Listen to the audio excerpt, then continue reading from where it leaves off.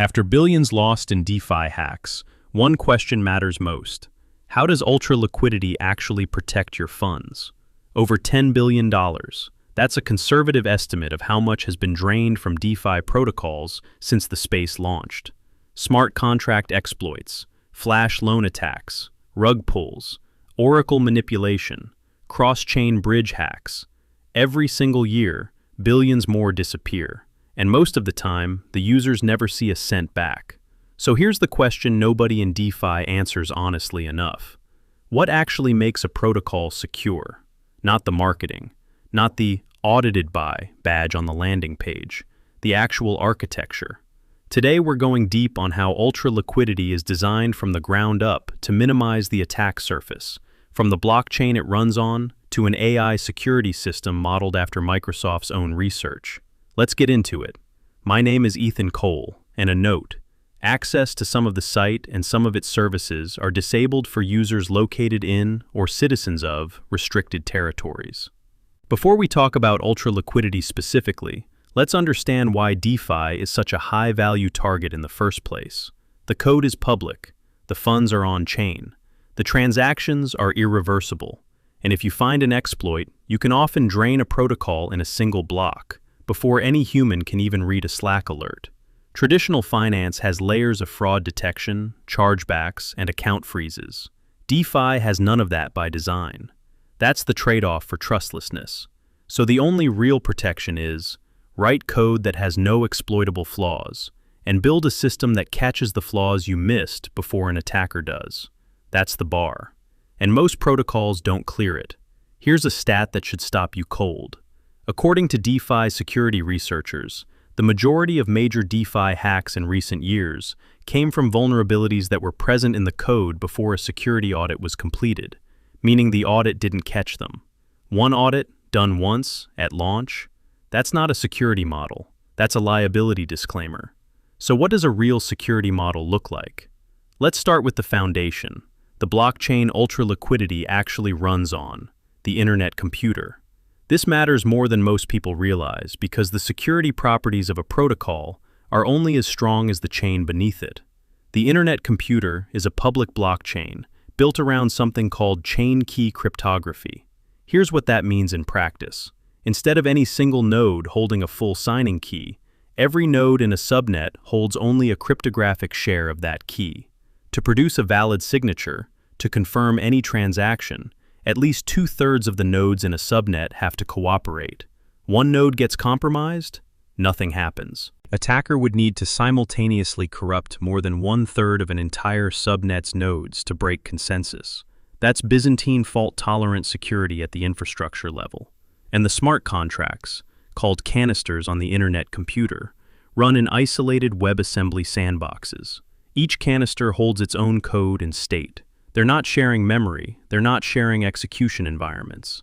That isolation matters because one of the most common cross-protocol exploit vectors is exactly that: contamination between contracts. Canisters also have a unique property. They can serve web applications directly to a browser, entirely on-chain. That means UltraLiquidity's front end itself can live on the blockchain, not on a centralized server that could be taken over and replaced with a phishing page. That's a real attack vector in traditional DeFi that simply doesn't apply here. Think about how many DeFi hacks started not with the smart contract, but with the website, DNS hijacking, compromised CDN, a malicious script injection that changes a wallet address at the last second. When the front end is on-chain and governed by the same blockchain consensus as the contracts themselves, that entire attack surface shrinks dramatically. The chain is governed on-chain too, by the network nervous system, a DAO where approved proposals execute automatically.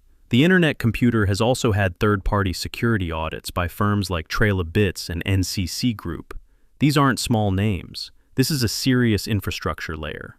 If you're finding this breakdown valuable, and we've got a lot more to cover, hit that subscribe button and give this video a like. It genuinely helps us keep producing deep dive content on DeFi security and the internet computer. We appreciate every one of you watching. ULAD. All right, here's a quick break to tell you about the protocol we've been analyzing today, because the security model is only one part of the story. UltraLiquidity is a yield-focused, decentralized lending and stablecoin protocol, running entirely on-chain on the internet computer. And it comes with something you won't find on most DeFi protocols, UltraMash. That stands for UltraLiquidity Multi-Model Agentic Scanning Harness, and it's UltraLiquidity's own implementation of the multi-model agentic security approach that Microsoft introduced as MDASH. Here's how it works. Instead of relying on a single AI model or a one-time audit, UltraMash orchestrates over 100 specialized agents across multiple models, frontier models, distilled models, and independent counterpoint models, in a 5-stage pipeline. First, it ingests the source code, state, and canister interfaces to build a full threat model. Then, auditor agents scan for logic errors, reentrancy, integer overflow, and cross-canister trust boundary issues. Debater agents challenge every finding, arguing whether it's actually reachable and exploitable. Duplicate findings get collapsed. And finally, prover agents attempt to build working, triggering inputs. Nothing gets reported without a working proof-of-concept trigger. That adversarial separation between discoverers, debaters, and provers is what drives out false positives, and it's what makes the M-ASH approach so powerful. Now, to be transparent, the benchmark numbers that Microsoft published for their M-system, 88% success rate on over 1,500 real-world vulnerabilities on the CyberGym benchmark, those are Microsoft's results, not UltraMash's independently verified results. UltraMash is built on the same architecture and approach, but it hasn't yet been independently benchmarked on UltraLiquidity itself. What's different about UltraMash is that it runs as Rust canisters entirely on the internet computer. No off-chain scanners, no external servers, no centralized security infrastructure. And it rescans on meaningful code changes, not as a one-time event. To learn more and get early access, click the link in the description below. Let's go deeper on that 5-stage pipeline, because the architecture is genuinely different from how security has been done in DeFi up until now. Stage 1. Prepare.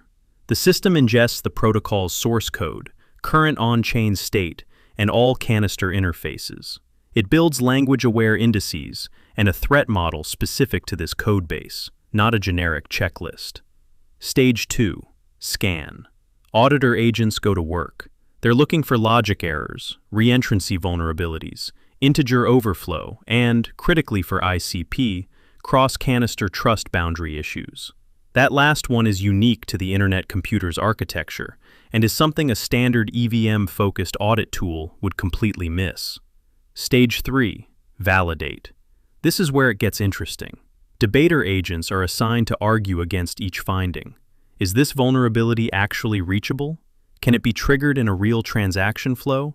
What preconditions would have to be met?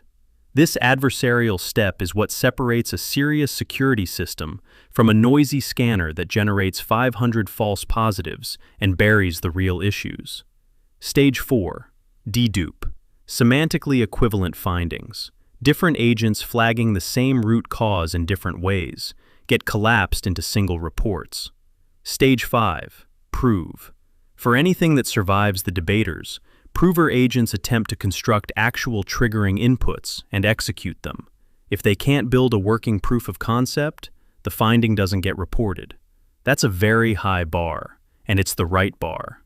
Here's what makes that last stage so important. Traditional. Security audits produce findings rated by severity and likelihood. But likelihood is a human judgment call, and humans get it wrong. When you require a working trigger before something is reported, you're replacing a judgment call with empirical evidence. Either the exploit works or it doesn't.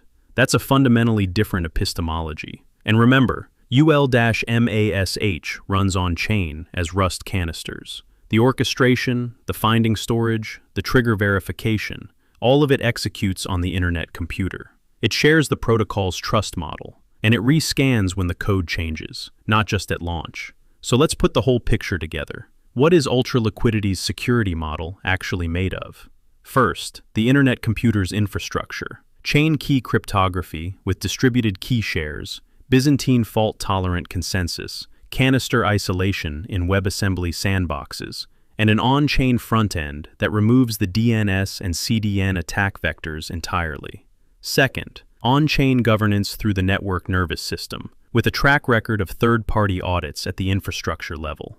Third, UL-MASH, a continuous, on-chain, multi-model agentic scanning system built on Microsoft's MDASH architecture, with adversarial debaters and prover agents that require working proof-of-concept exploits before anything is flagged. And fourth, non-custodial asset handling. UltraLiquidity is designed so your funds are not held by the company. They're managed by the protocol itself. Borrowing is over-collateralized. Native Bitcoin and Ethereum are supported through on-chain canisters that act as non-custodial wallets. Now, is any of this a guarantee? No, nothing in crypto is. No protocol is unhackable. No system is perfectly secure. Anyone who tells you otherwise is selling you something. What you're evaluating is, has this team thought seriously about the attack surface? Have they built defense in depth, multiple independent layers that an attacker has to defeat simultaneously? Have they chosen an infrastructure layer that is itself architected for security? And are they treating security as a continuous process rather than a launch checkbox? On all of those fronts, UltraLiquidity's design choices are, at minimum, among the most serious in the space. That's not hype. That's a structural observation. In the next video, we're going even deeper into UltraLiquidity's stablecoin model. UXUSD is backed by preferred shares from Strategy, the company formerly known as MicroStrategy, and it's designed to generate yield. How does that actually work? What are the real risks? And how does a yield-bearing stablecoin backed by traditional financial instruments fit into an on-chain DeFi protocol? That one gets complicated fast, and we're going to break it all down. Subscribe so you don't miss it. And if you want to dig into UltraLiquidity before that video drops, the link is in the description. Click the link in the description to explore UltraLiquidity, and subscribe to catch the next video on how UXUSD's yield-bearing stablecoin model actually works.